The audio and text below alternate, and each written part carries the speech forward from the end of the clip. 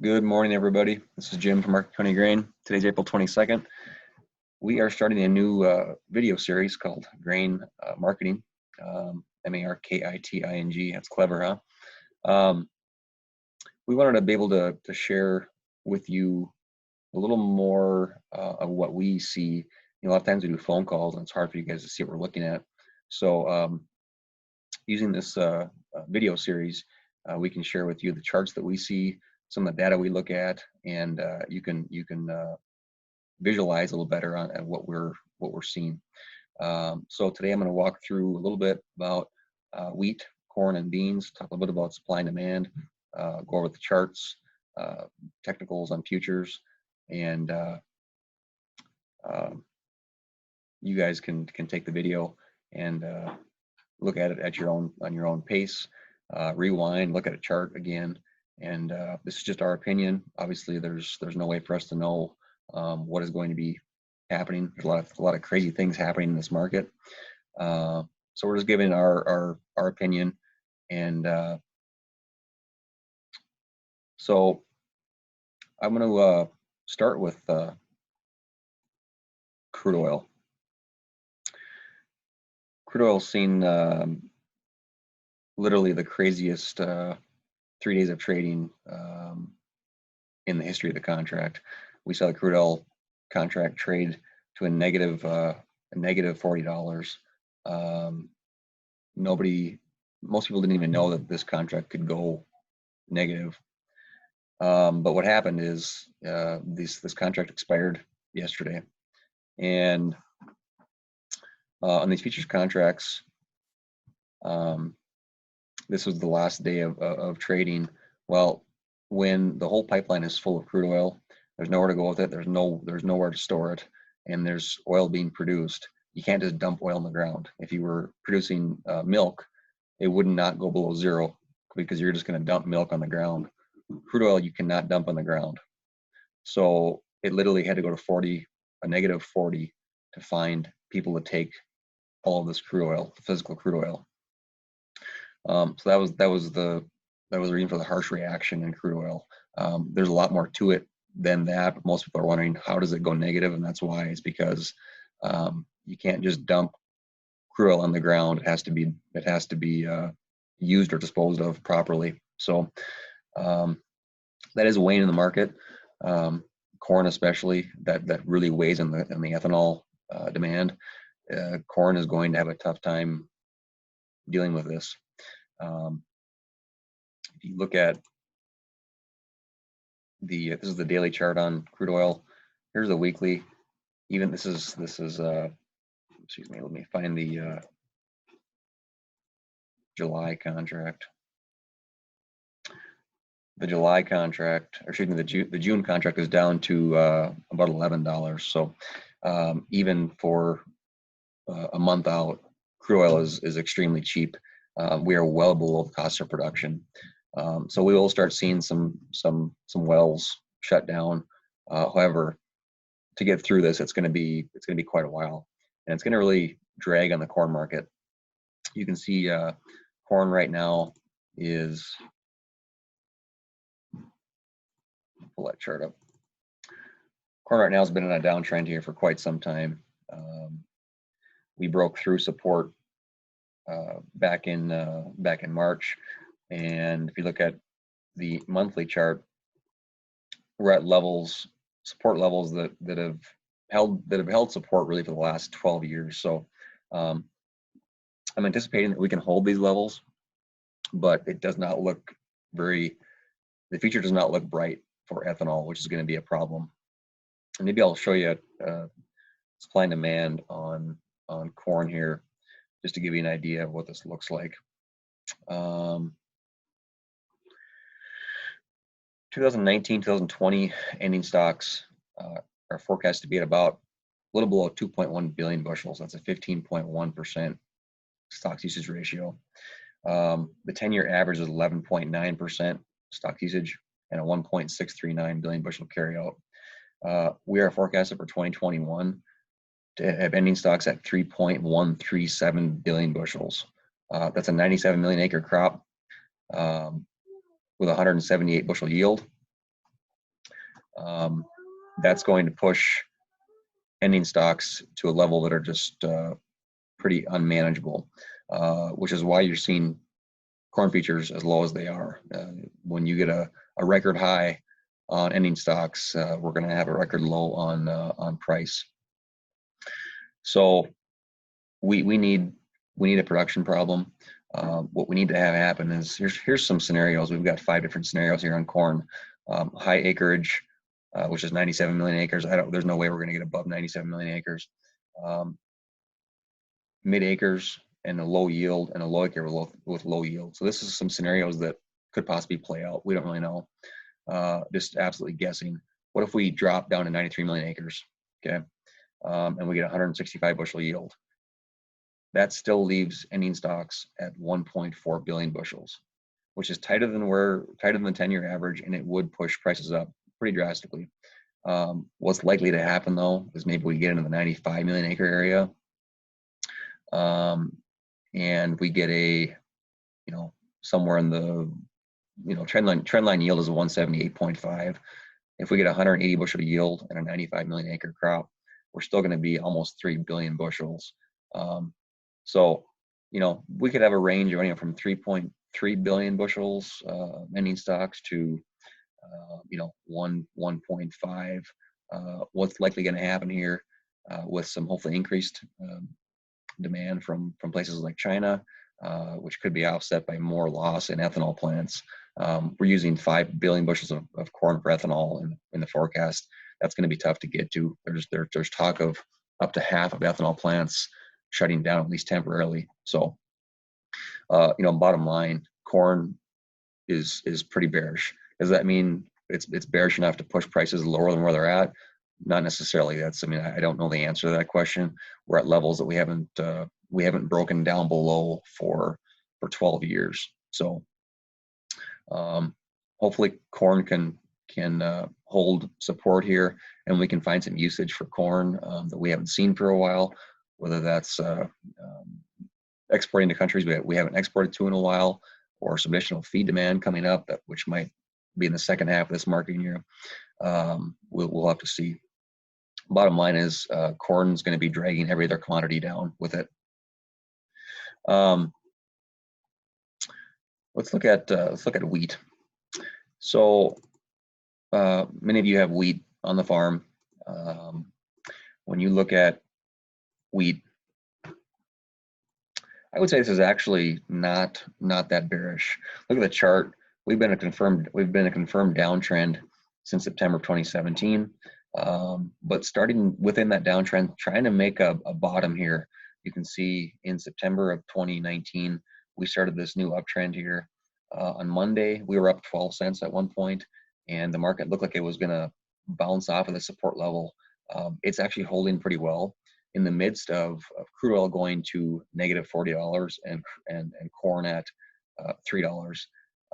Wheat acting the way it has is actually pretty promising.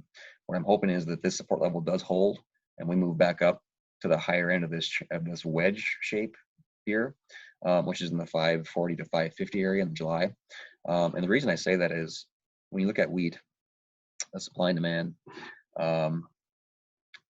2019, 2020 ending stocks, this is all wheat, not just spring wheat, projected at 970 million. For this coming crop year, the crop we're just planting, the forecast is 807 million. That's a pretty good reduction. We've been steadily declining ending stocks on wheat for the last few years. Stock usage ratio at 807 million bushels equates to a 37.7% stock usage ratio. That's 4% below the 10-year average. The 10-year average on ending stocks is 897. So we're well below that. So if you look at wheat on its own, wheat isn't that bearish, and it's being dragged down by corn. You've got some scenarios that could play out here. If we don't get a 48.2 bushel trendline yield and we get to 45, you could see that ending stocks get down in the 680 area. You could see with more acres shifting from corn to wheat and a good yield, ending stocks getting up to close to 1 billion bushels. that isn't all that bearish. We've been a billion bushels the last 3 years. So I don't see a scenario where we get well above a billion bushels of carry out. It's more likely that at some point during this marketing year, we trade a range of a billion bushel carry out down to a range down to say 750 or 800 million. So with some dryness and production issues, if we trade even for a couple of weeks, we trade a low number here, say 680 or 700 million, we're going to get that's going to give us stimulus to get this market pushed back up higher again. So we got to let that play out. On wheat basis, we are currently at 40 under for April, May delivery. That's right in line with the last 5 years. You can see the 5-year average is actually 39 under, and last year we're at 40 under. So we're at the exact same spot we were a year ago. The typical trend for basis is to be flat through May and then to decline into the summer all the way through harvest, and then to rally back up again. Unfortunately, I'm not seeing a whole lot different this year that would make me think that we're going to have any different scenario. I hope what happens is we get a few bounces on basis over the next 5 weeks, and that while you're planting, we may see basis pop up a little bit as mills don't see much supply hit them. Unfortunately, mill demand has been reduced quite a bit by the coronavirus pandemic. Demand for whole wheat, spring wheat flour is unfortunately right now a little bit lower. That'll come back again, but temporarily it's a little bit lower. So, we're posting a 45 under for the July for June delivery. If we can get that to 35, maybe even 40, it's possible that's as good as it gets this summer, given the supply we have out there. So, don't expect a big rally in basis. Look at the 5-year average. We just don't see it. We typically decline into the summer. So be careful of that. We will be keeping an eye on this, and as we see some moves in basis, we'll be trying to get a hold of everybody, but just keep an eye on it. Switching over to soybeans, let's look at the supply and demand. We've had a nice steady decline here. Look at 2018, 2019 ending stocks, 909 million bushels. That's a 22.9% stocks usage ratio.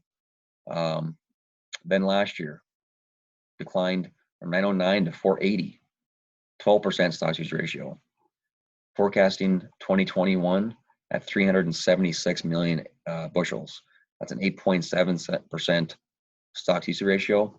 And if you compare that to the 10-year average, it's just a slight bit above the 10-year average on stocks usage ratio of 7%, and it is above the 10-year average on ending stocks. But this is I would say if beans were on their own, we're underpriced on soybeans. Again, corn is bringing it down. But if we do get some kind of a stimulus, whether it's a production threat on corn or wheat or beans, it was dryness. The bean balance sheet can't afford a big production hiccup. We'll see demand come back from China this coming year. We've got demand for soybeans. We're using quite a bit of them, and the balance sheet is not that bearish. So, when you look at all three of these commodities, wheat, the balance sheet is not that bearish. It's as tight as it's been for the last few years. Soybeans is not bearish. We've decreased ending stocks by from 909 million down to 376. So it's easy to get caught up in what's happening today and look and say that, oh man, there's no good news. Everything's negative. Price action has been negative, but that doesn't mean that all of the data that we take into account is negative. Soybeans and wheat are not all that bearish. They're according to the balance sheet. Like I said, we're really probably underpriced on soybeans, especially at these levels, and underpriced on wheat. Corn, like I said, that's a tough one. It's going to be an uphill battle to get corn prices to come off these lows. So without some kind of production problem, I'm not expecting any kind of a major rally in corn, which will keep a cap on rallies we see in wheat and beans. here's some scenarios on beans. You know, USDA is projecting 83.5 million acres. It's very possible we see an increase as corn acres shift from corn to beans. Let's say we get 85 million acres of corn, and we get a big yield of 52 bushels across the U.S., which I don't, you know, we saw that one time. I don't see it happening. That'd be a little over 500 million bushel carryout. What's more likely is we get an increase on acreage of to 85 million, and we see a trend line yield, and that brings ending stocks, you know, still down, you know, well below where we were 2 years ago. So, you know, don't get too concerned about, you know, a shift of 1 million acres of corn over to beans. It's still, it doesn't make the balance sheet all that bearish.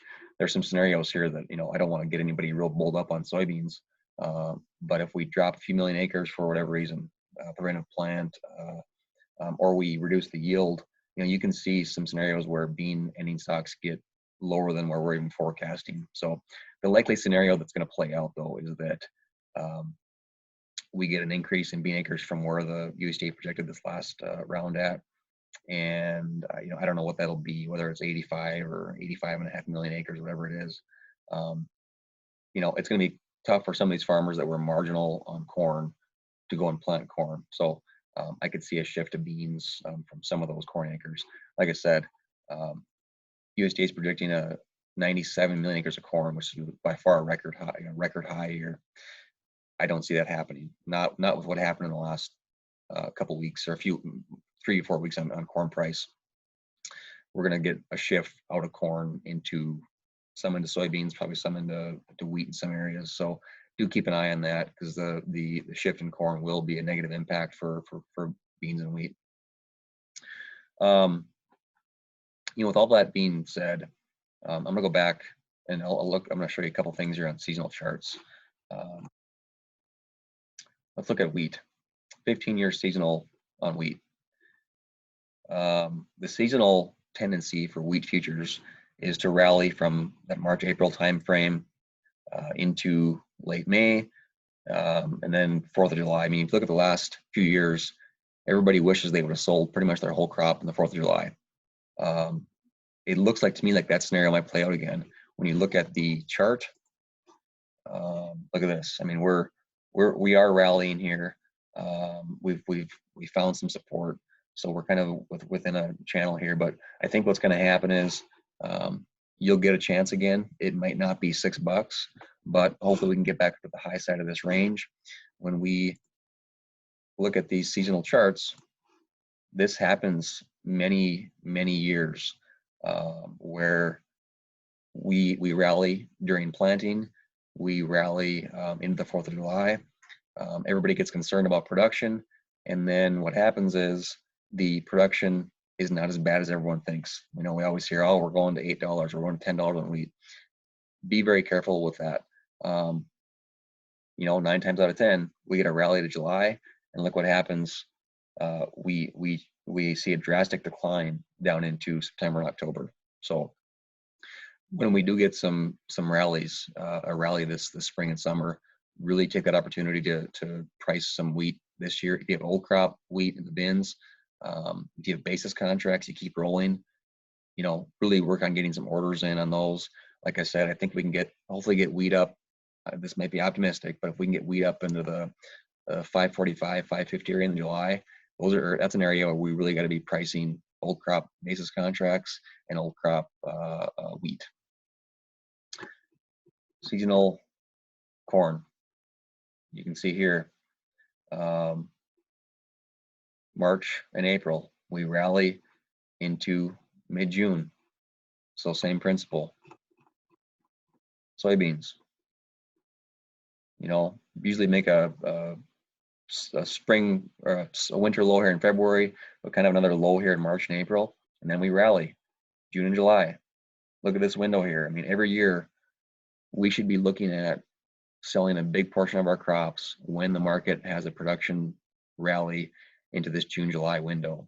And These are seasonal tendencies that are very apparent, and they happen many years. So when we see this again, it's easy to get caught up in the hype that we're going to continue to rally. Oh, it's 4th of July. We've seen $1 rally in beans. We've seen a 75-cent rally in wheat, and then we all get caught up thinking that we're going to $7, $8 wheat. Don't let that happen. You know, it's not that it can happen, but it's very unlikely that that happens, and it's easy to get caught up in it. So keep an eye on that. Beans. Looking at the bean chart, I'll pull that up here. The bean market really, you know, it looked pretty bad the day that crude oil went down to a -40. Beans really struggled. That was actually yesterday, but we had a reversal yesterday in the market. We had a, you know, we were down. Well, from the day before, we closed at 826. Yesterday, the low was 808. We were down 18 cents and closed the day higher, and now we're higher again. So what it looks like is beans are trying to form a bottom here. We're getting back up into the bottom side of this wedge, which to me is a really good sign. So if we can close this week above this support level, I hate to get too bullish, but I think we're going to make another run back from these lows back up to the top side of this wedge here, which is, you know, at that point it's going to be in the upper 8s, 875 to 890, maybe $9. So keep an eye on that. If we do get a production rally, you know, a rally into May, June, into these levels probably is not out of the question. It just depends on how much corn drags us down. I hope that's not the case, but again, corn is going to be a weight we'll be dragging with us this whole production season on price. So I'll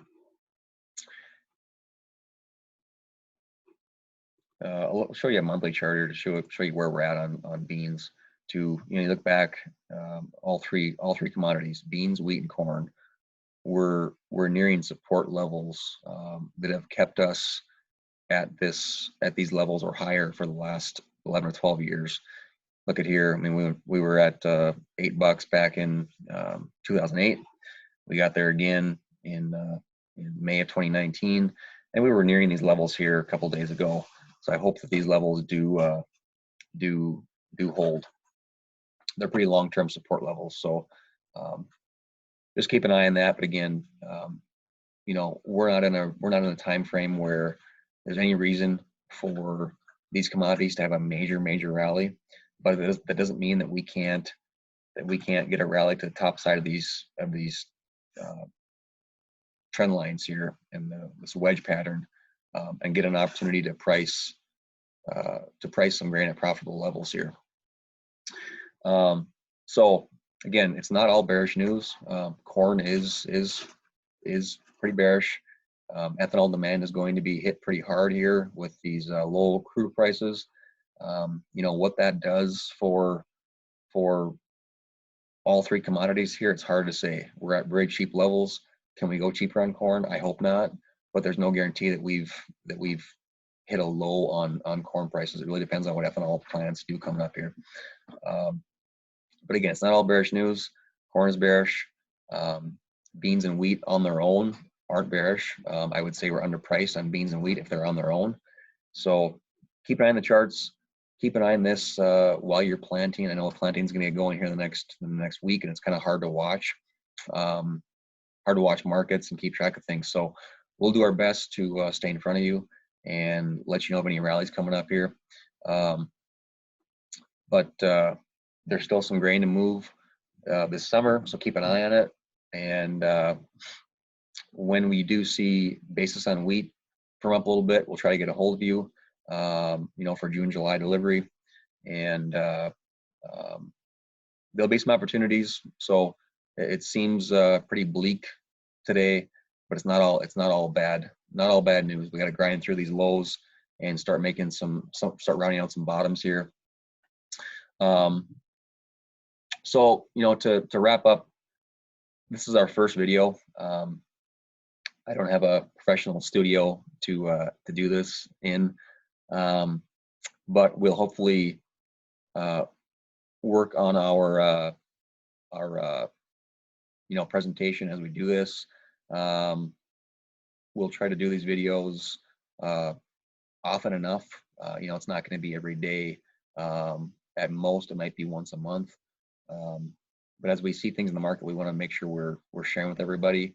We'll do these videos, and you'll be able to get it. We're going to send a push notification out with a link to the window. We'll send an email out with a link to the excuse me, I said window. A push notification with a link to the video.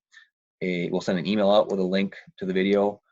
It'll be on our website too. We've got under the grain tab on our website. There's a grain marketing link you can press on. You can click on.